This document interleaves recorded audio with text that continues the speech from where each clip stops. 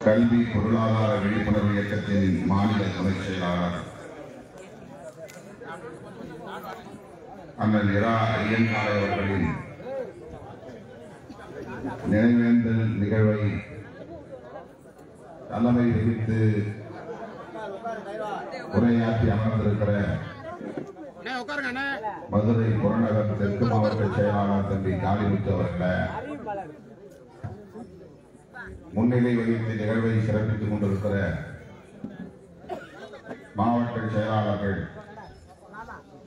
அரசு முத்துப்பாண்டியன் அவர்களே, ஊர்சேரி சிந்தனை வளவன் அவர்களே, பா ரவிக்குமார் அவர்களே, சுடர்மொழி அவர்களே, அனைவரையும் வரவேற்று சிறப்பித்திருக்கிற பொறுப்பாளர்கள் பனையூர் சேகர், எஸ்பி பாலா, முத்துக்குமார் ஆகிய தோழர்களே, நிகழ்வை நெறிப்படுத்திக் கொண்டிருக்கிற முன்னணி தோழர்கள் தங்கப்பாண்டியன், இளந்தென்றல் ஆகிய தம்பிகளே,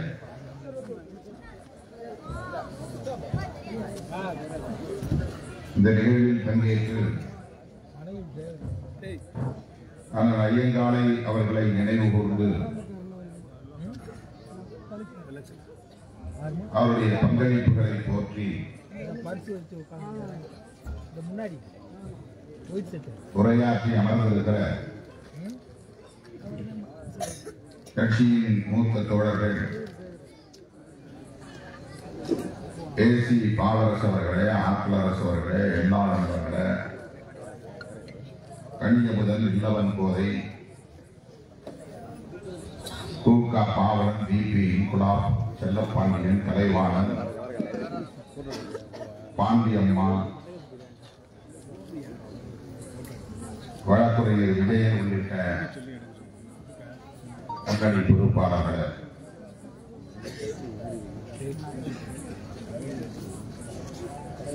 தென் மாவட்ட செயலாளர்கள் லிங்கவளவன் அவர்களே, சாத்தூர் சந்திரன் அவர்களே, செல்வி ஜெயசுதாஸ் அவர்களே,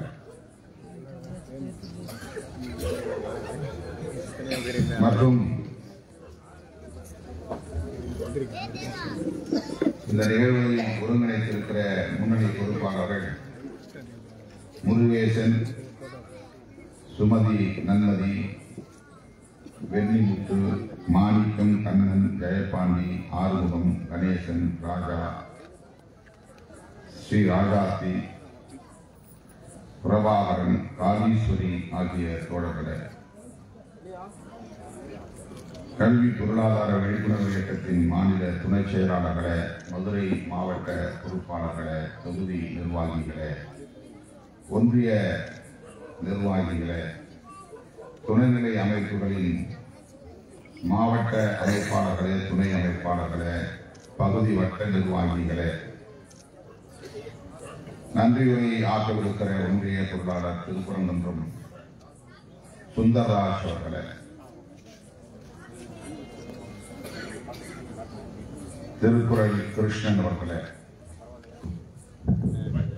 மற்றும் அண்ணன் ஐயங்காளை அவர்களின் குடும்பத்தை சார்ந்த அவருடைய மனைவி, பிள்ளைகள் உள்ளிட்ட உற்றார் உறவினர்களே, இந்த பகுதி வாழ் பெரியோர்களே, தாய்மார்களே, திரளாக கூடியிருக்கிற என் உயிரின் உயிரான விடுதலை சிறுத்தைகளே, உங்கள் அனைவருக்கும் என்னுடைய பணிவார்ந்த வணக்கத்தை தெரிவித்துக் கொள்கிறேன். மறைந்த அண்ணன் ஐயங்காளை அவர்களுக்கு விடுதலை சிறுத்தைகளின் சார்பில் எமது செம்மாந்த வீர வணக்கத்தை செலுத்துகிறோம். கடந்த ஆகஸ்ட் மாதம் 31ஆம் தேதி அவர் காலமானார். உடனடியாக அவருக்கு இந்த நினைவேந்தல் நிகழ்வை ஒருங்கிணைக்க இயலவில்லை. கடந்த ஓரிரு வாரங்களுக்கு முன்பு நாம் தேதி குறித்திருந்தோம். ஆனால் தவிர்க்க முடியாத நிலையில் புயல் மழை காரணமாக பாதிக்கப்பட்ட சிதம்பரம் தொகுதி மக்களை சந்திக்க செல்ல நேர்ந்துவிட்டது. ஆகவே தள்ளி வைத்து இன்றைக்கு இதை நாம் நடத்தி கொண்டிருக்கிறோம்.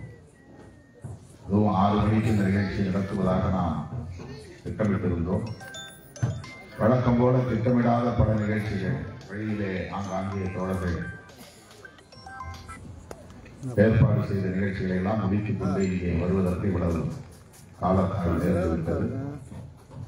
9 மணி விமானத்தை பிடிக்க முடியவில்லை. அடுத்து 10 மணி விமானத்தை பிடிக்க வேண்டும்.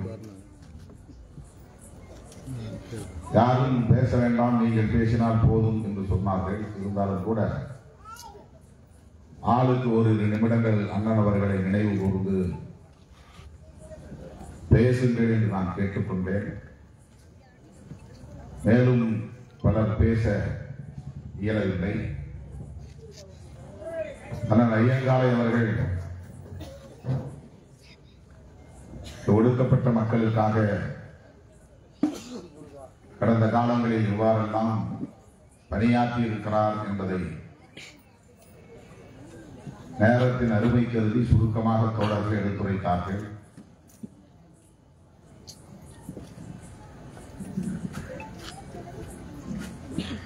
டிடிஎஸ் நிறுவனத்தின் மூலமாக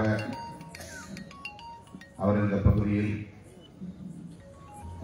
ஆர்டிஐ என்னும் ஒரு அமைப்பின் மூலமாக மக்கள் பணி ஆற்றி வந்தார். அண்ணன் மலைச்சாமி அவர்களோடு இணைந்து பணியாற்றினார். அந்த காலகட்டத்தில் எனக்கு அறிமுகமானார்.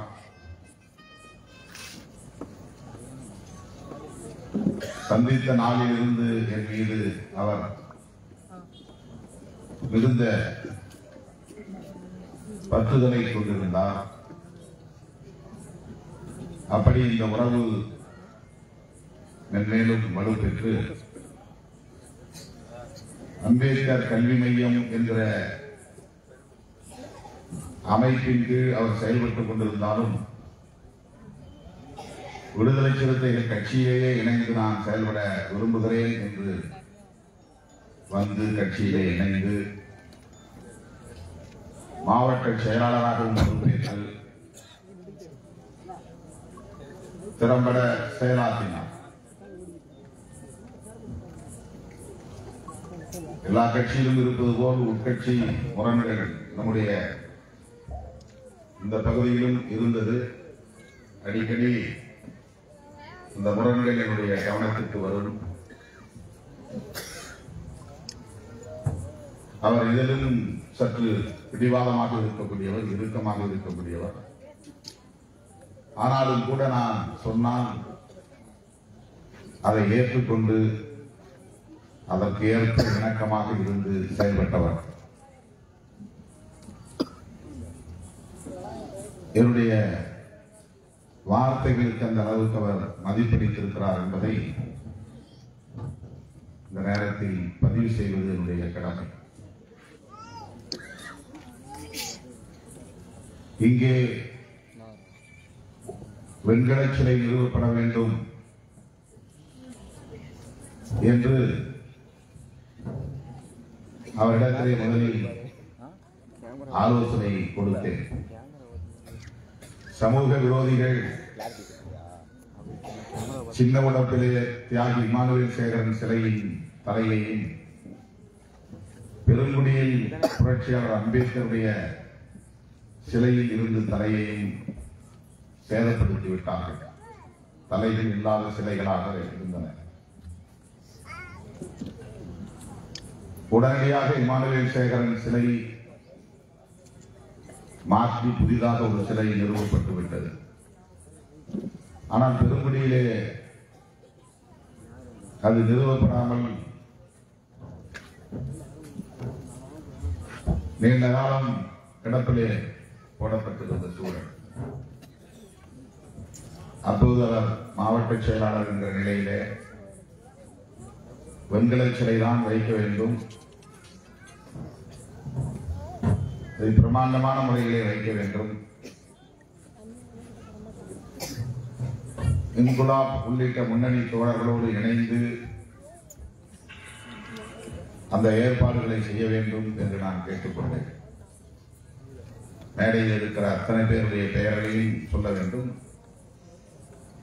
எல்லோரும் சேர்ந்து செயல்படுவதற்கான முயற்சி மேற்கொள்ளப்பட்டு நிர்வாகிகளுக்கு இடையிலே அடிக்கடி முரண்பாடுகள் இருந்தாலும் கூட நான் விடுத்த வேண்டுகோளை ஏற்று அதற்கெல்லாம் இணக்கமாக இருந்து பிரம்மாண்டமான சிலையை நிறுவி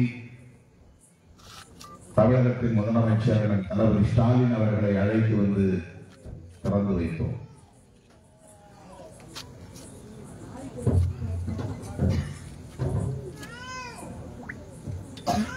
எந்த ஒரு செயலையும் திறம்பட செய்ய வேண்டும் என்கிற துடிப்பு அவரிடத்தில் உண்டு. வெற்றிகரமாக சாதிக்க வேண்டும் என்கிற வேகம் அவரிடத்திலே உண்டு. தனி ஒரு ஆளாகவே எல்லாவற்றையும் செய்ய வேண்டும்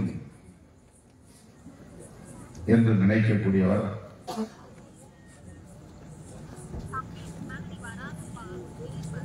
நிர்வாகிகளை அரவணைத்துக் கொண்டு செயல்படுங்கள் என்று அவ்வப்போது நான் கேட்டுக்கொள்வேன். அதையும் அவர் கேட்டுக்கொள்வார். அப்படி ஒரு வழியாக இந்த திருவுருவச் சிலை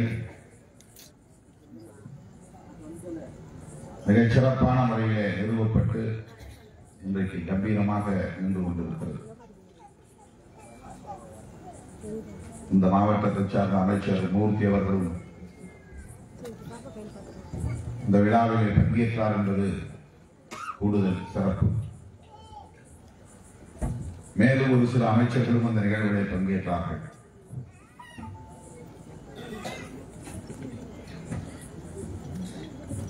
தொடர்ந்து இயக்கப் பணிகளில் தீவிரமாக ஈடுபட வேண்டும் என்கிற ஆர்வம் அவரிடத்தில் மேலோங்கி இருந்தது. இப்ப புதிதாக நான் மறுசீரமைப்பு நடவடிக்கைகளை மேற்கொண்டிருந்த போது ஒரு நல்ல அதிகாரமுள்ள பொறுப்பை எனக்கு தாருங்கள், நான் சிறப்பாக செயல்படுவேன் என்று தனியே விருப்ப மனுவை என்னிடத்திலே அவர் வழங்கியிருந்தார். நல்ல கட்டுமஸ்தான தேகம்,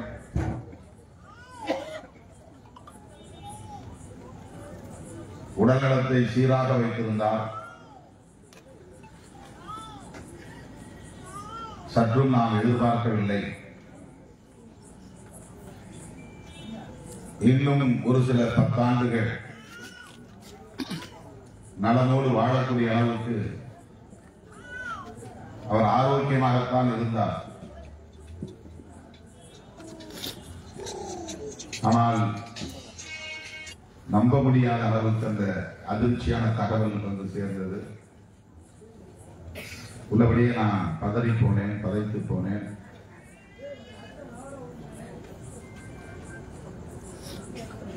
நமக்கு இந்த பகுதியிலே அவர் ஒரு வரமாக இருந்தார். நிர்வாகிகளோடு முரண்பாடுகள் இருந்தாலும் கூட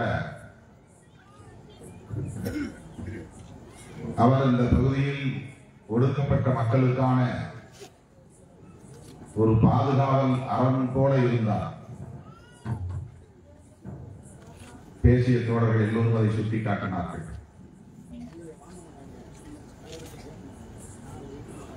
அடுத்து பாண்டியன் ஹோட்டல் அருகே இருக்கிற சிலையை, அது சிமெண்ட் சிலை, அதை வெண்கல சிலையாக மாற்ற வேண்டும் என்று நான் என்னுடைய விருப்பத்தை அவரிடத்தில் தெரிவித்திருந்தேன். உடனே அந்த குழுவிலே, சிலை அமைப்பு குழுவிலே நான் ஒருவன் என்கிற முறையில் அதற்கான அனுமதியை பெற்று அந்த ஏற்பாடுகளை செய்கிறேன் என்று இடத்தில் உறுதியளித்திருந்தார். அதன்படி மாவட்ட ஆட்சியரை அணுகி எழுத்துப்பூர்வமாக அந்த அனுமதியை பெற்றுவிட்டார். அவர் இன்றைக்கு நம்மோடு இருந்திருந்தால்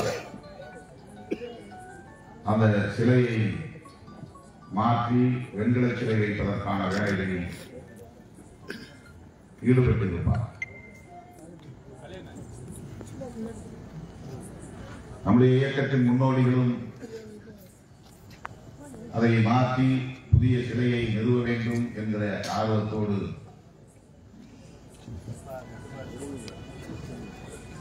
அவரிடத்திலே அந்த அனுமதி குறித்து அவ்வப்போது பேசியதை நாம் அறிவோம். இன்று நம்மோடு அவர் இல்லை என்பது ஒரு வெறுமையாக இருக்கிறது.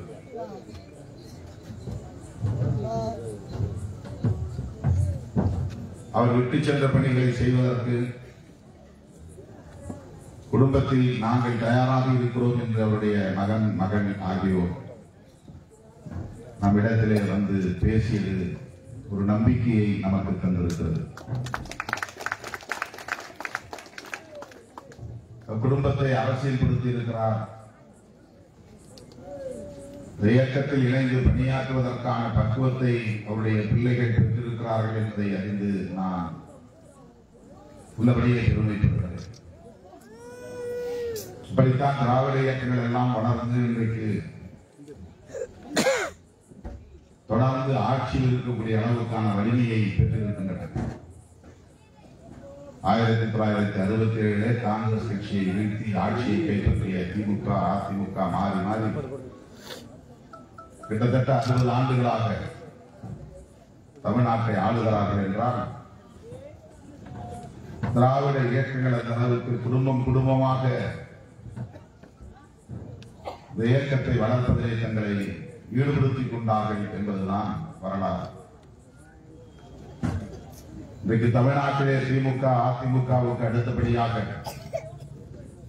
3வது பெரிய சக்தியாக விடுதலை சிறுத்தைகள் கட்சி விளங்குகிறது என்று தனியார் தொலைக்காட்சி ஊடகம் நடத்திய சர்வே முடிவில் வெளிப்படுத்தியிருக்கிறார்கள். நாம் சொன்னால் ஏதோ நம்முடைய இயக்கம் பெருமையாக சொல்லுகிறோம் என்று கருதக்கூடும். ஆனால் அவர்கள் நடத்திய பொதுமக்களிடையே நடத்திய ஒரு சர்வே முடிவு விடுதலை சிறுத்தைகள் கட்சி தமிழகத்தில் தவிர்க்க முடியாத ஒரு அரசியல் சக்தியாக வலுப்பெற்றிருக்கிறது என்பதை அந்த முடிவு வெளிப்படுத்தி இருக்கிறது. எனது அருமை தோழர்களே, அப்படிப்பட்ட இந்த இயக்கம் இன்னும் அனைத்து தரப்பு மக்களின் அனுமதிப்பை பெற வேண்டும். அந்த அளவுக்கு நாம் இன்னும் தீவிரமாக இறங்கி களப்பணியாற்ற வேண்டும். ஆனால் ஐயங்காரை அவர்கள் விடையே இல்லை என்ற நிலையில் அவருடைய பணிகள் விட்டு சென்ற பணிகளை நாம் தொடர்ந்து முன்னெடுக்க வேண்டும். தமிழகத்தில் தவிர்க்க முடியாத ஒரு அரசியல் சக்தியாக விடுதலை சிறுத்தைகளை மேலும் வலுப்படுத்த வேண்டும் என்பதை இந்த நேரத்தில் நாம் எடுத்துரைத்து அண்ணன் ஐயங்காரை அவர்கள் ஆற்றிய பணிகள் அனைத்தையும் போற்றி அவருடைய பங்களிப்பை நினைவு கூர்ந்து அவருக்கு மீண்டும் ஒருமுறை எமது செம்மாந்த வீர வணக்கத்தை செலுத்தி முடிக்கிறேன். நன்றி, வணக்கம்.